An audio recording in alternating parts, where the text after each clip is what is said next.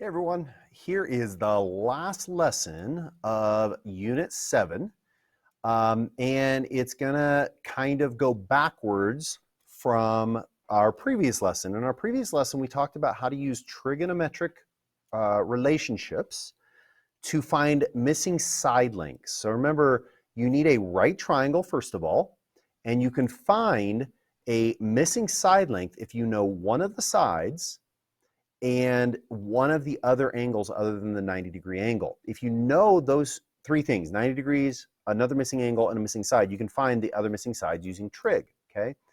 But we're gonna, in this lesson, go backwards, and we're gonna find missing angles given side lengths, okay? So we're still gonna have a right triangle, but instead of finding a missing side length, we're gonna be finding an angle measurement or a corner, okay?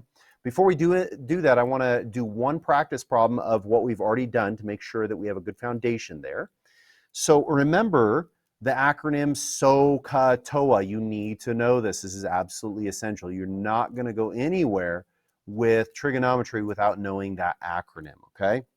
So here's an example.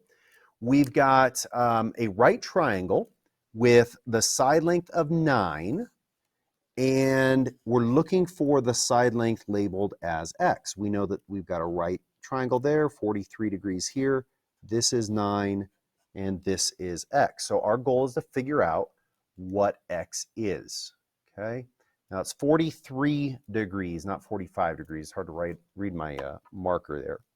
But remember, the first thing we need to do is identify our side lengths. In this case, I don't really care about this side because I'm not asking about it, and I didn't give it. So what is the x? The x is the adjacent side, and the 9 is the opposite side. So going to our trig acronym here, we want the function that deals with adjacent and opposite. So that's this one, that's t, that's tangent. So we would say tangent of the angle, so tangent of 43 degrees, is equal to the opposite, which in this case is 9, over the adjacent x. And then from there, we solve this equation. And I don't know where my calculator went, so I'll have to use a different calculator. All right, so the first thing we do is find the tangent of 43. So, come on, phone. There we go. All right, tangent of 43 is 0.933, if I round that, is equal to 9 over x. And then from there, we put this over 1, and we cross multiply. So we end up with 0.933x equals 9 times 1 is just 9. And then from here, we'll divide by 0.933. And we end up with x equals, and then 9 divided by 0.933 is equal to 9.646. So that is the length of the missing side. Okay, so that's how we solve if we want a missing side length. Given a right angle, given an angle measurement, and giving one side length, how do we find a missing side? We do trig. We go straight forward with trig. But this lesson is how to go backwards. In other words, the variable is oftentimes going to be in this trig relationship. So instead of saying tangent of 43, we might have something that says tangent of y equals a number over another number. And we have to figure out how to get y by itself. Okay, so that's the purpose of this lesson. All right, with that said, again, SOHCAHTOA, so important. But let's take a look. Let's remember the idea of the right triangle. If this is my angle, and notice that this angle now is a variable, it's not something that I know. So what can I do to find that missing angle? Well, first things first, identify our opposite adjacent hypotenuse. Opposite to the angle x is the vertical side in this case. The adjacent is between the angle that I'm interested in and the 90-degree angle, and the hypotenuse is there. We set up a trig relationship. So in this case, sine of x, sine of the angle is equal to opposite over hypotenuse. We knew that. We knew that from our trig acronym. Remember, you always have to have sine of something here, whatever the angle is. In my previous example, it was tangent of 43. You never write, ever write tangent equals something. This is not okay. This doesn't mean anything. It's like saying the square root equals 25. The square root of what? There's nothing there. We can't take the square root of anything. So this is nonsense without some sort of value or some sort of variable in the tangent or in the sine. Okay, so just keep that in mind. Okay, so we have sine of x equals O over h. Well, before, normally we'd have a number here and we type into our calculator sine of that number. But we don't have a number. Let's pretend that O and h were numbers. So let's say O was like 5 and h was 12. How would I find x? Well, to get x by itself, we'd have to get rid of the sine.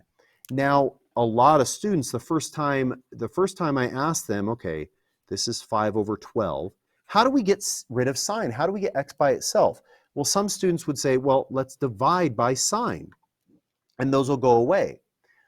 But that doesn't work because we're not saying, here's another example, if I say 3x equals 12, how do I get x by itself? Well, I divide by 3 to get x by itself. In this case, we would divide by 3 because the operation between the 3 and the x is multiplication.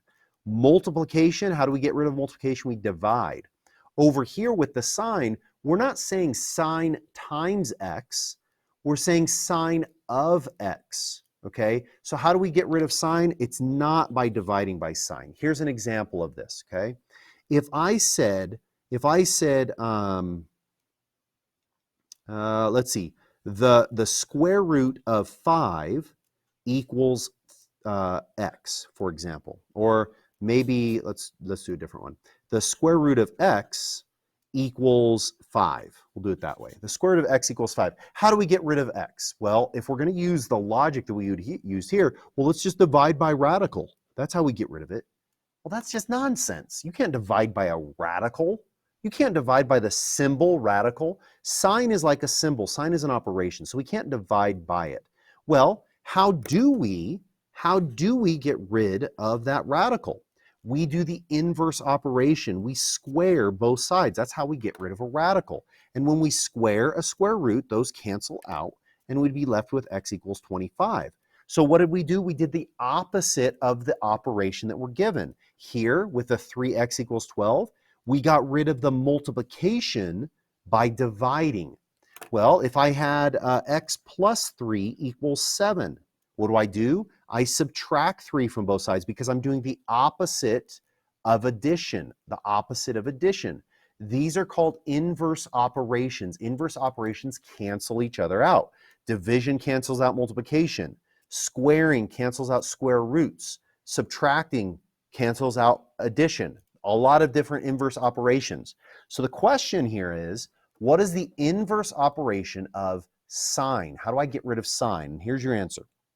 We take the arc sine of both sides, okay? And I'll get more into this in a second. But remember, in algebra, whatever you do to one side, you have to do to the other side. So I took the arc sine of this side. I have to take the arc sine of the other side, okay? So that, whatever I do to one side, I do to the other. So we all agree that in algebra, that makes sense. Whatever I did to this side, I did to that side. Now, what is this? This is the arc sine. Don't think of it as an exponent. It is not sine raised to the -1. It's just a symbol. It's just notation. When you see sine with a -1 there, that just means the opposite of sine. So just like over here, how did I get rid of the square root? I squared and they canceled each other out. They canceled operation. When I take the arc sine of sine, that cancels the two operations out. And we're left with just x on the left-hand side. So we have x equals the arc sine of O over h. That's how you get rid of a trig operation, okay? So let's take a look at one more as a practice. We know that the cosine of an angle is equal to the adjacent over the hypotenuse, okay? Now, if I want to get x by itself, and that's not always the case, sometimes there's a number there. So if there was a number there, I just type in cosine of that number and get a decimal value like I did in our little practice problem, right? There's a number there so I can figure out the tangent of that number. But I don't have a number here. So how do I get rid of the cosine? How do I get x by itself? We do the arc cosine, okay? And whatever I do to one side, I have to do to the other. Well, the arc cosine and the cosine are going to cancel each other out. We'll be left with x equals the arc cosine of a over h. Now notice it didn't cancel out on this side because there's no cosine on this side to cancel out with. We'll talk about how to deal with this in a second. But what I want you to do is I want you to take a second and create the tangent relationship, just like I did here, and then isolate x, just like I did with sine and cosine. All right, for tangent is equal to opposite over adjacent. The tangent of x is equal to opposite over adjacent. How do I get x by itself? Well, I have to get rid of tangent.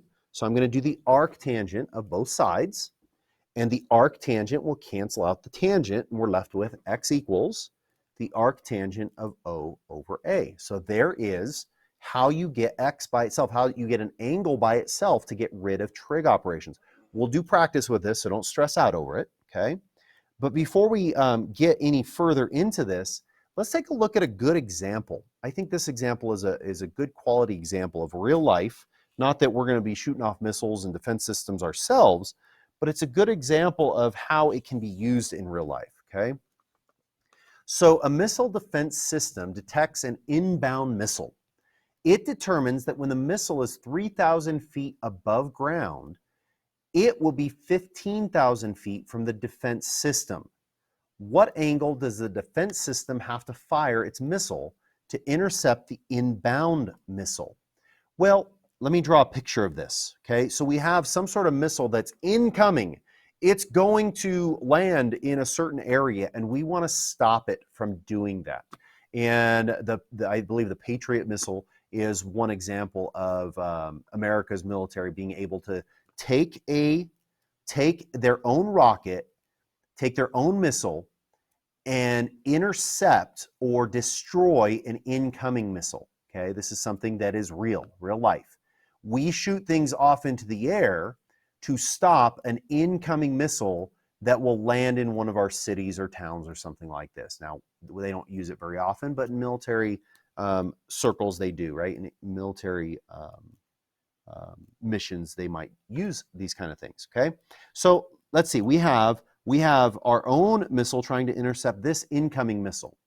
This missile is 3,000 feet above ground. So this guy is 3,000 feet above ground. And it is 15,000 feet from the defense system. So there's a defense system over here that's shooting this rocket. It's 15,000 feet away from it. So we can draw a triangle there. There's a right triangle. In this triangle, the height of that triangle is 3,000 because that's 3,000 feet above ground. And then this is 15,000 feet. That rocket is 15,000, that missile is 15,000 feet from our defense system, okay? Our goal is to figure out the angle that the defense system needs to shoot this rocket off at. Now, it could shoot it off up like this, it could shoot it off like this, or it could shoot it off like the drawing I did. The goal is to intercept this, is to stop this. So we want to make sure that we hit the right angle, right? If it's too big, it's gonna shoot off in front of it and miss it. Oops. It's gonna shoot off this way and miss it. If the angle's too small, it's gonna shoot off this way, and the missile will be too far to hit it. So we got to figure out that exact angle. So we are actually looking for this angle here, okay? So now we have a triangle that we can solve. So let me go ahead and put this over here so we have a place to do some work. Draw my triangle, and just a basic triangle here, basic right triangle. We're looking for this angle. We know that this length is 15,000 feet, and this length is 3,000 feet, and this is all we need, okay? The first step is to identify the side lengths. Well, the 15,000 is the hypotenuse. That's always the hypotenuse. And we're interested in this angle. So where is this 3,000 at? This 3,000 is our opposite. And this side is our adjacent, but that wasn't the question. We don't care about this side. We care about the angle here, okay? So we're looking for this angle. There's my one variable. Remember, we're only allowed to have one variable in an equation, and there it is. So that means these two sides must be known. So which trig operation is that? Well, that's going to be sine. That's sine because we got opposite and hypotenuse. Sine of what? It's the sine of the angle, in this case, x. And that's equal to the opposite side. So in this case, 3,000. And then over the hypotenuse, which is 15,000, okay? So there is our equation. Now we need to figure out how to get x by itself. So before we do that though, let's go ahead and simplify this side. 3,000 divided by 15,000. Well, there's a couple ways of looking at that. You could just type in 3,000 divided by 15,000 and get a number, or you could reduce the zeros and say 3 divided by 15 and get the same value. But in either case, we end up with sine of x equals 0.2. Sine of x equals 0.2. Well, how do I get x by itself? I have to do the arc sine of both sides. So arc sine of both sides, okay? When I do the arc sine of both sides, the arc sine and the sine cancel out on that side. So we're left with x equals the arc sine of 0.2, okay? Now, how do I type that into my calculator, right? This, depending on your calculator, and I should get my other calculator. Where is it? That would be beneficial. And I have no clue where it's at, so that doesn't help. Oh well, we'll just use my phone again. All right, so we need the arc sine of 0.2. So first things first, notice in my calculator, I have my sine here, my cosine here, and my tangent here. I don't see arc sine anywhere, okay? Let me go ahead and zoom into this. Okay, I don't see my arc sine function anywhere. Well, you might say, well, there's sine of h. Is that? No, it's not. The way you get to the arc sine is by pushing the second button, okay? That brings up arc sine, arc cosine, arc tangent. See, it changes back and forth, okay? We want the arc sine functions now. And if it's another calculator, normally it's the same thing. You're going to hit the shift or the second button, and you're going to get the same thing, okay? So if you have a one type of calculator, you would type in seconds, and then arc sine, and then the number. In this case, we have to type in the number first. So 0.2, we're going to type in 0.2. Oops, not 2, 0.2. 0.2. And now I need arc sine. So I'm on sine right now. I'm going to hit seconds and then sine. And there's my answer, 11.537. So our answer would be x equals 11.537. Now this is an angle measurement. This is degrees. We need to shoot this rocket, this intercepting missile, at an angle of 11.537 degrees to hit that incoming missile, okay? So that's a real life example of where it could be used. There's other cases that we can talk about. I'm not going to go too deep in the application, just going to give you some practice with this problem, okay? So there's 3 practice problems for you, and if you want, I would advise trying to do this on your own first, and when you're done, go ahead and push play and see how you did. If you're stuck, then go ahead and watch number 1 and see how it's done, and then we can come back and you can do the other ones afterwards, okay? So for number 1, we have our right triangle, our right angle there. There's x degrees, there's 10, and there's 12. So this is the angle I'm concerned with. The 10 is my adjacent. The 12 is my opposite. Which trig function is that? Well, that's tangent. Tangent of the angle, in this case x degrees, is equal to opposite, 12, over adjacent, 10. Okay? Now, before I do the arc tangent and all of that stuff, I'm going to go ahead and use my calculator and find 12 divided by 10, and we'll find that that's 1.2. So we have tangent of x is equal to 1.2, and then we're going to get x by itself by doing the arc tangent of both sides, okay? Arc tangent. So we can see that the arc tangent and the tangent cancel each other out, and so x equals the arc tangent of 1.2. 1.2. We'll use our calculator and we'll type in 1.2. And you notice that I already have my trig functions up because I still have my second there. So arctangent is 50.194. So x equals 50.194 degrees. And that is our answer for that problem. Okay, number 1. So if you haven't done so already, do number 2 and number 3, and then come back and we'll go over them. Okay, for number 2, I've got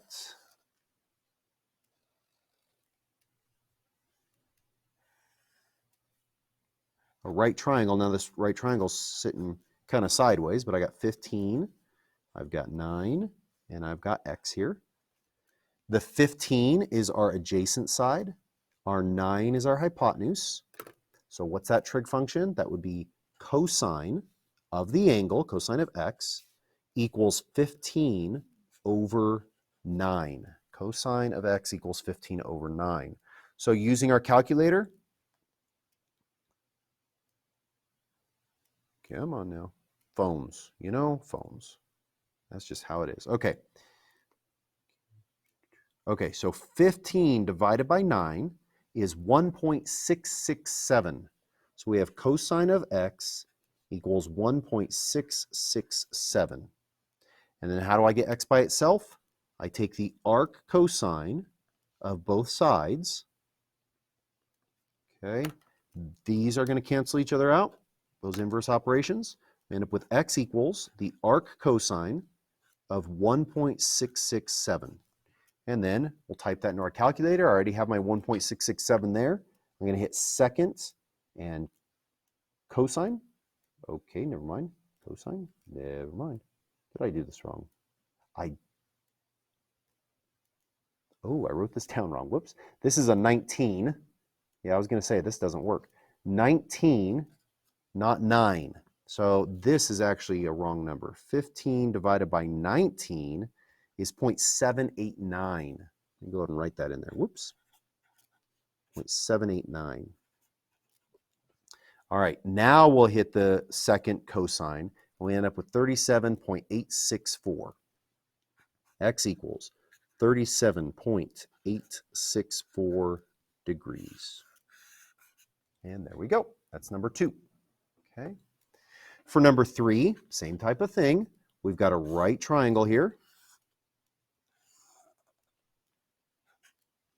We got 17, we've got x, and my hypotenuse is just out of reach, 34. Okay, so 34 is that one. The 34 is our hypotenuse. The 17 is our opposite. So that's going to be the sine of x is equal to 17 over 34. We're going to do, well, calculator. 17 divided by 34 is, look at that, 0.5. I like this problem. There's a reason for it. Sine of x equals 0.5. Okay. How do I get x by itself? I take the arc sine of both sides. And so I end up with x equals the arc sine of 0.5. Okay. From here, we're going to do arc sine, so second sine, and we get 30. Wow, that's a nice clean number, 30 degrees. And so that is the answer to number 3. Now, you might recognize that, oh, if x is 30 degrees, that would imply that this angle is 60 degrees because they have to add up to 180, which means we could do special right triangles to find missing sides, okay? But in this case, I didn't know it was 30 degrees, so I had to do the trig to find that, all right? So there are 3 practice problems for you. Hopefully you have an understanding of how to solve for missing angles of right triangles if you have 2 sides given. If you have any questions about this, please log into a tutoring session or ask me. Please do not be shy about asking. That's the only way we learn is when we ask questions, okay? Other than that, I will see you again next time.